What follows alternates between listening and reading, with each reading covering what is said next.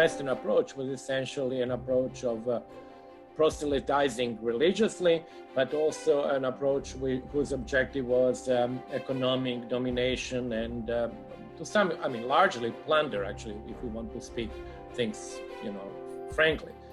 But the Belt and Road Initiative, in principle, I think actually I'm very much in favor of it. The idea, I think, is the basic idea of integrating the entire Euro-Asian space.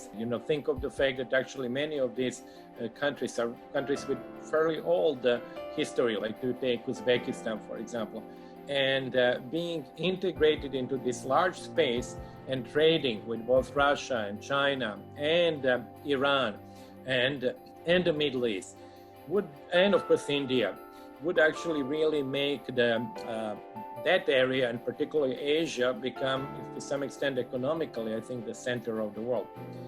Now, the part of Belt and Road Initiative, which attracts lots of attention, is also having to do with Africa. There, the Chinese are criticized for doing the projects basically using only their own technology, manpower, and so on. Well, that, according to the studies that have been done, is not exactly true. Actually, the involvement of people from the countries where the projects are being taken is quite significant in terms of work and labor, even engineering. The story about that trap, that basically you borrow so much and you're then unable to repay, and then the Chinese take over different places things that belong to you. I think it's overdone, because if the debt was such a big issue, it wouldn't be a big issue not only with China, it could be a big issue with any country. So I think it is overdone, and I actually believe that the Chinese approach, which goes after infrastructural projects, replicates what turned out to be successful in China. In other words, unless you have good infrastructure, you really cannot have economic growth. You cannot attract foreign investors. You cannot actually have people come there and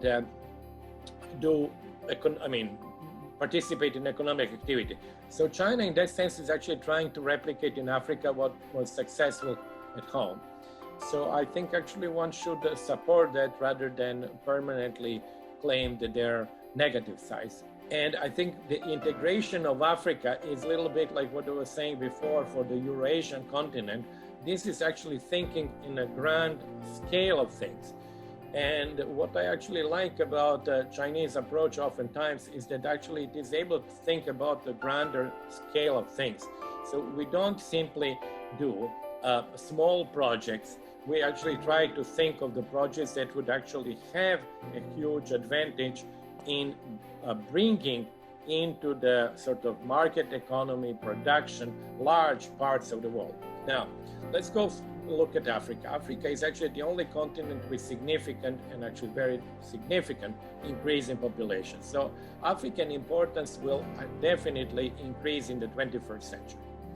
But what is also crucial for Africa is that it starts catching up on a per capita terms with other parts of the world and rich countries. So if one doesn't do anything and just believes, as many international organizations believe, that Africa is going to grow simply because you organize, transparency projects, you organize NGOs, you organize conferences in nice cities, I don't think it's going to work. And actually we have seen that it basically doesn't work.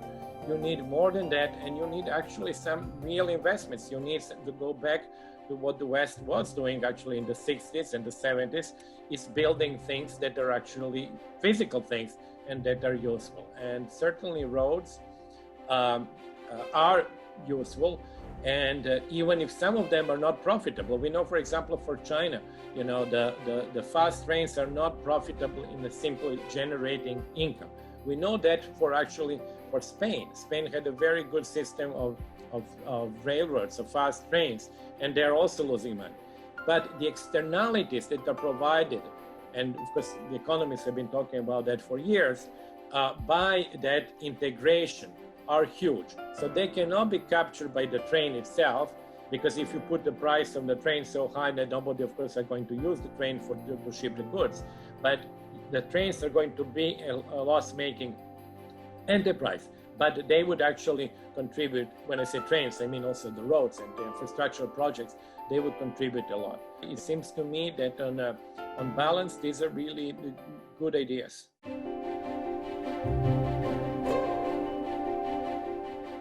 There are two things which I really think, it seems to me, crucial. One is working on actual project, physical projects, rather than working on changes in regulation, government structure, and this kind of soft area. So actually the project objective is, as we were saying before, to build a road, not necessarily to change the taxation system. That's the difference. So the emphasis from the Chinese perspective is on the hard projects. Well, that was, as I mentioned before, it was something that the World Bank, for example, has been doing in the 50s and the 60s and the 70s. The emphasis was on the hard projects. The emphasis was not on changing the incentives or the instruments that the government was using. That started with structural adjustment lending, where actually the balance changed from working on hard projects to working on so-called soft changes in policy. So that's one first difference between what China seems to be doing now compared to what international financial institutions are doing. The second big difference, which is somewhat related to the first, is that China officially does not want to interfere in policies of those countries.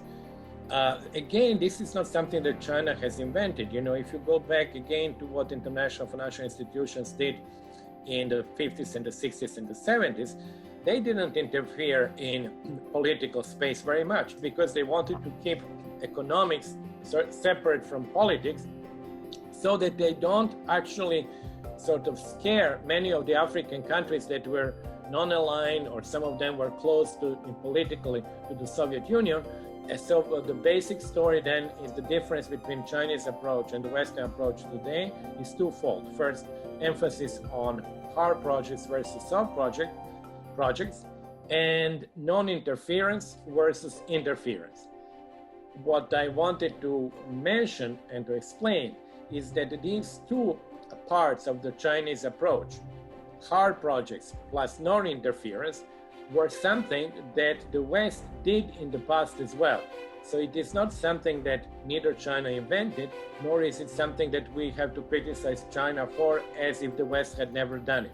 So it is simply going back to the older approach, and in some respects that approach might have been even better than the more recent approach of political interference with policy sort of dialogue or policy demands that are often made out of countries that borrow.